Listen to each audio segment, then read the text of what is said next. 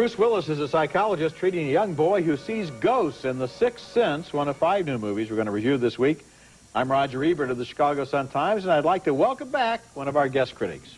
Thank you. I'm Wesley Morris from the San Francisco Examiner, and it's good to be back, Roger. Nice to have you back. Okay, our first movie is The Sixth Sense, which is being advertised as a supernatural thriller, but is really more of a traditional ghost story, and I think all the better for that. Bruce Willis stars as a psychologist who's the victim of a gun attack by a former patient early in the film.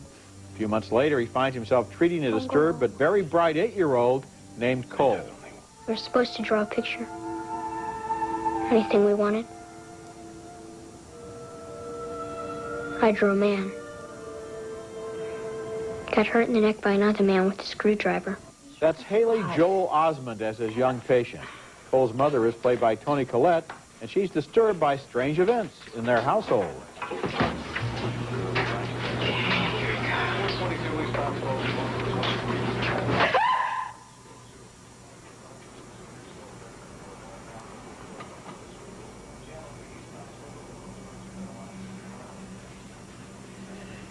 Something you're looking for, baby? Finally, the boy tells the psychologist the truth. He sees ghosts. Dead people like in graves and coffins? Walking around like regular people. How often do you see them? All the time. He does, too, and we can see them as well.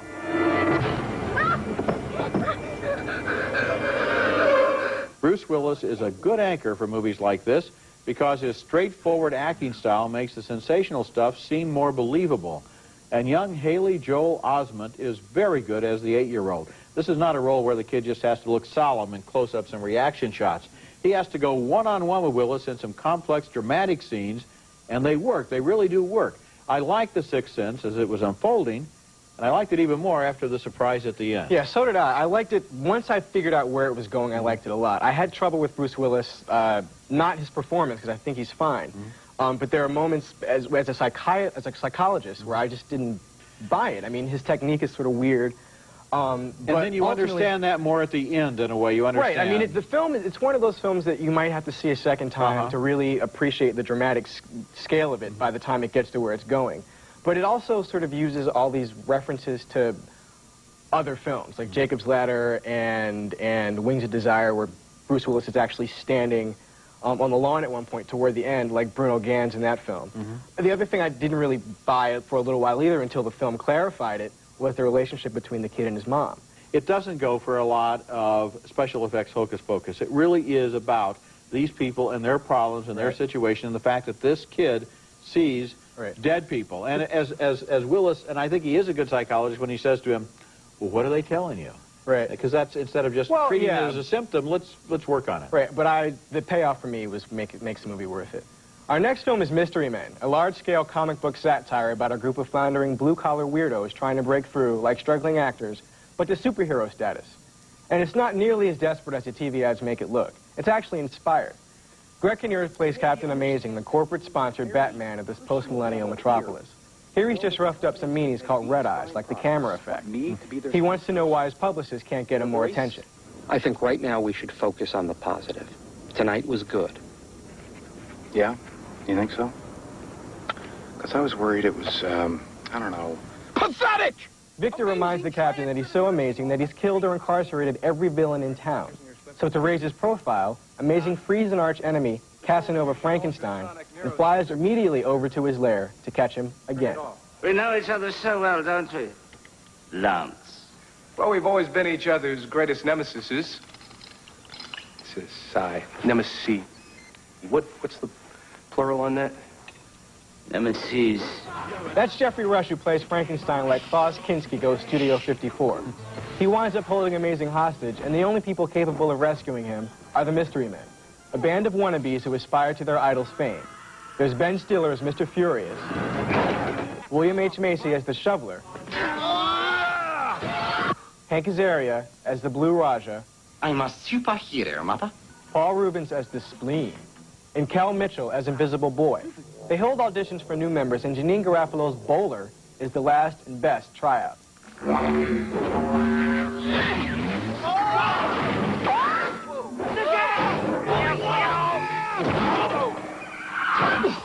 Based on Bob Burton's Flaming Carrot comics, the ads for Mystery Men struck me as some kind of pathetic warm-up act for Bryan Singer's upcoming X-Men film.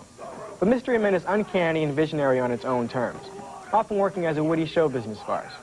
Director Kinker Usher takes inherently funny stuff and tweaks it for an extra meaningful laugh. There are so many hysterical tangents, sight gags, and caricatures that every comic bit deserves more attention. But unlike The Spy Who Shagged Me, for instance, there's a plot holding all this together.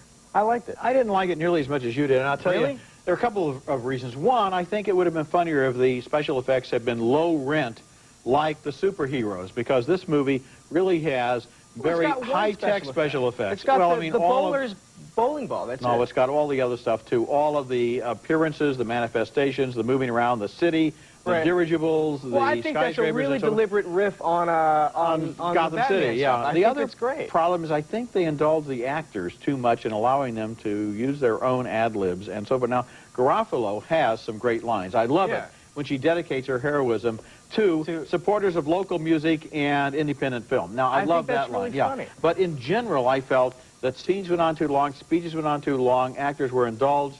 The movie didn't show a discipline from above to really make it move along. But I really think the funny thing about the film is the fact that it's riffing on the Batman thing. And that it's taken from this other world that's Bob Burton's comic, too. All good as Those a are concept, really but I funny. didn't think it really paid off. Later in the show, Steve Martin and Eddie Murphy take on Hollywood in Bowfinger. And coming up next, Pierce Brosnan is a gentleman thief in the Thomas Crown Affair. Oh, that's good. Oh, yes. What's your take from this? 5% of the value recovered. Well, bounty hunter. If you like. Always get your man? Mm-hmm. Think you'll get me? Oh, I hope so. Pierce Brosnan plays a zillionaire who amuses himself by stealing a painting worth $100 million in the Thomas Crown Affair, a romantic thriller that goes for elegance rather than excitement. Rene Russo co-stars as the insurance company investigator who's sure he took the painting because, after all, he just about tells her that he did. So the only question is, would she rather catch him or fall in love with him?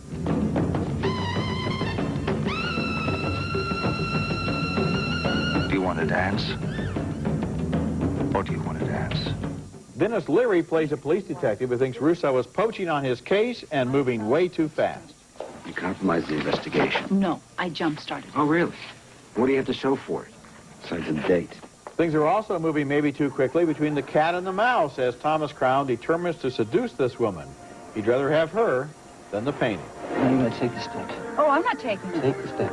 I'm not taking it. Put your hands on the... Oh, no. The Thomas Crown Affair was great to look at, and at times I enjoyed the laid-back amusement with which the actors approached their characters, but I never really bought them as passionate people.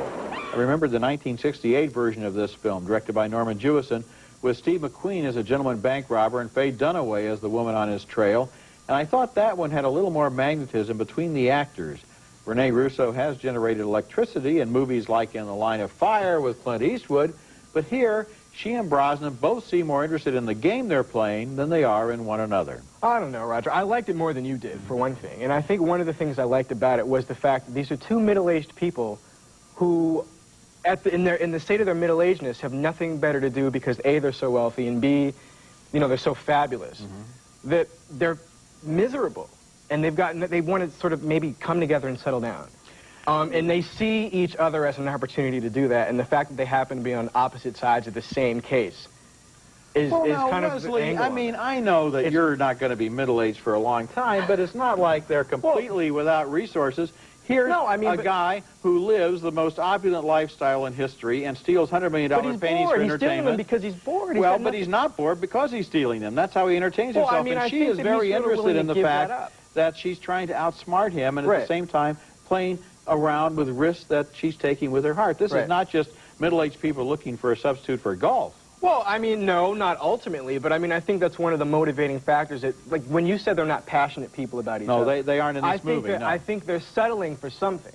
And that's not the most romantic option, but I think it's really practical for this movie. Well, I think the movie would have worked better if you really thought that they wanted to sleep with each other, and it seems to me that the way the movie plays, They're more interested in this game that they're playing than they are in Which I really thought in was the more reward. interesting than the Norman Jewison version. I thought the really cool thing about that movie was the way it looked. Okay. And this is really, really super stylized, which I think is great, too. Okay, coming up next, Eddie Murphy plays a pampered superstar in Bowfinger. Do the thing.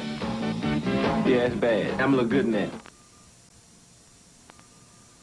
Dave, I'm 49 years old. Admittedly, I could get away with 44, 41, maybe 38. But when you hit 50, they don't hire you anymore. Like, they can smell 50. That's the premise for Bowfinger, an inside Hollywood satire about a desperate, overextended producer named Bobby Bowfinger, who's trying to land the hottest action star in the world for his latest schlock opus, a sci-fi quickie called Chubby Rain.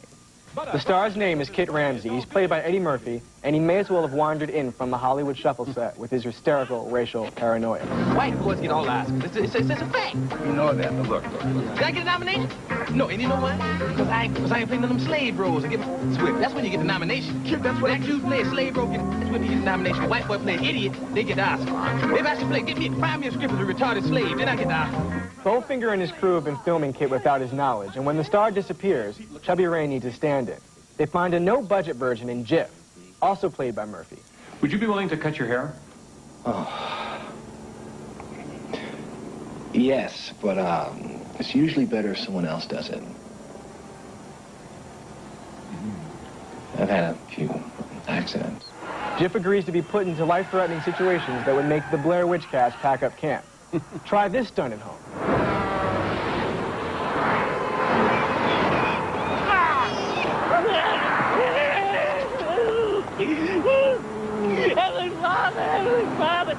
That was so great. You were fantastic. You were great. That was great. Congratulations. That was so good. I don't want to do this anymore. Steve Martin's screenplay begins as a heavy satire about a Hollywood ghetto mentality where morality is non-existent. Martin's got blaxploitation, ambitiously bad actress, Scientology, and even desperate living on his perceptive mind. But as he does with some of his essays, he trades it in for the glibness that takes over in the last act. Martin's physical comedy, though, is as relaxed as it's been since L.A. Story. But it's the raw, dynamic Murphy who proves once again that he is one of our most underappreciated actors. Add to that director Frank Oz's breakneck pacing, and Bowfinger's a great big laugh. Oh, I liked it a lot. I really liked it. And I'll tell you, of all the things in it that I liked, the thing I liked best was Eddie Murphy as Jif. Yeah, it's really good. He is so good. In lots of movies, he plays multiple roles. And it's almost always the other role, like the fat guy at the table, for example. In The Nutty Professor. Yeah, in The Nutty Professor. Right. That's almost better than his straight role. And here, this guy is so likable. Right, He's kind of bashful, and he's so thrilled to be in the movies, and he doesn't quite get it, but he really wants to help, and he is very funny. Yeah, and he's not a caricature, which is the other thing. I mean, I think another actor probably would not have given that character the humanity or the depth that he gives it. Which kind of makes it which kind of is really great setup for Steve Martin's character. Oh, yeah. To come off as a huge, unlikable guy. Yeah, and what's interesting, too, is that, the premise is they're going to sneak up on this superstar and make a movie that he doesn't know he's in. Right. And you think, well, that's good for a scene or two. Actually, you see them more or less making the an whole entire movie around this one guy. It's really, I just felt, the only complaint I have is that I thought it was really headed for something much bigger than where it actually ends up. But where it ends up is fine. I mean, I'm not going to quibble over it, but I was expecting something way more substantial than well, it's big enough. Okay, next movie. And our next movie is a genuine surprise, a smart little comedy that surprises you with one delightful plot connection after another. It's called Dick, and it tells you everything you ever wanted to know about the Watergate scandal, the Nixon resignation, and the identity of Deep Throat. Kirsten Dunst and Michelle Williams play 15-year-olds who accidentally see the White House plumbers in the Watergate Hotel and then see one of them, G. Gordon Liddy, when they're on a class trip to the White House. I know you. Me too. But from where? I don't know. Are you the guy who sells corn dogs at the mall? As far as you are concerned, I have no identity at all. As a matter of fact, I'm not even here. To keep an eye on them, Richard Nixon makes them the official White House dog walkers. Their access to the Oval Office allows them to witness still more Watergate clues, although they don't always realize what's going on. Tucker's pooped. Oh, the president's dog doesn't poop. He does his business. Oh. I'll take care of it. I've got a way with young people. They trust me. Finally growing disillusioned with Nixon, they call the Washington Post and agree to meet Woodward and Bernstein to tell everything they know. Were you followed?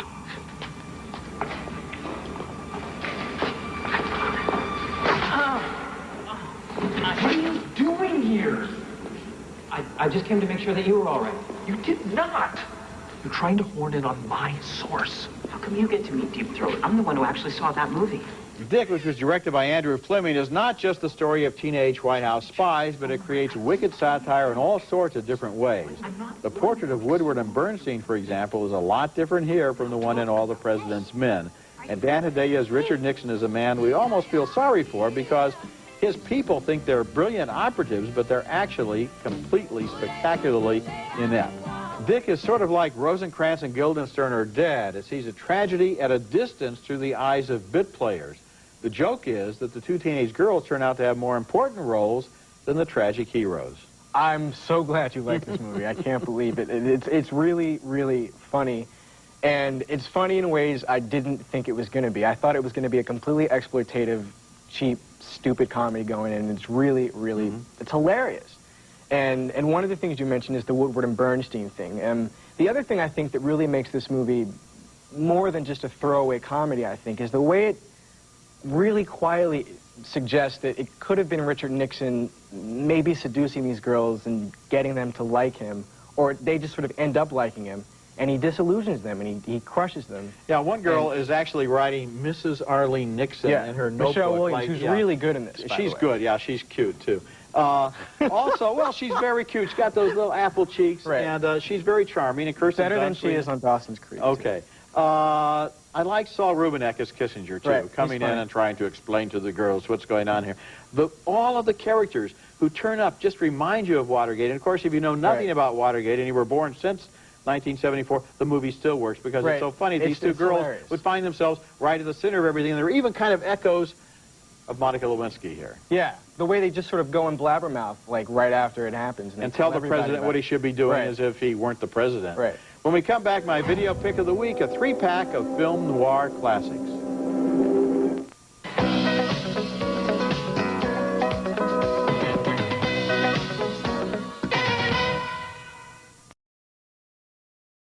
Siskel and Ebert's video pick of the week is brought to you by Nestle's Raisinets. At the movies or at home, Raisinets.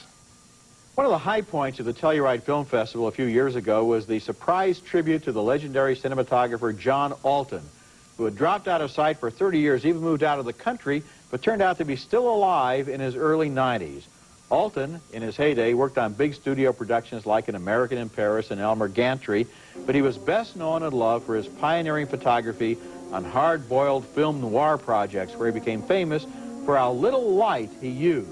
One bulb Alton. Look at this famous warehouse scene from T-Men. It was lit with a single light.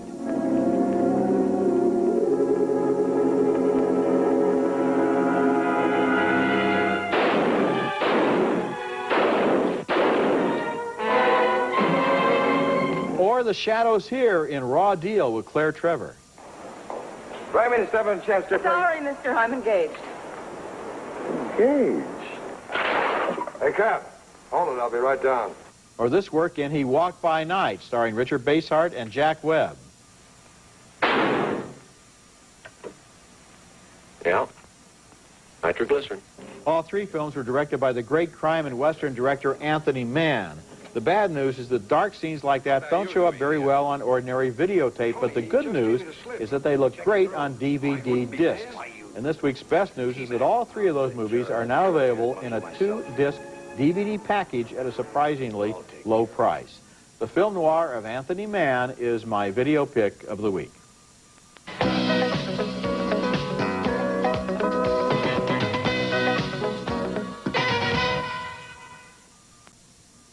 Now let's take another look at the movies we reviewed on this week's show. We both admired The Sixth Sense, the ghost story featuring fine performances by Bruce Willis and young Haley Joel Osment. We split, though, on Mystery Men. Wesley enjoyed this comic book hero caper, but I thought it was all over the map. We split again on the Thomas Crown Affair. I didn't think there was enough chemistry between Pierce Brosnan and Rene Russo, but Wesley liked the stylization, and he liked them.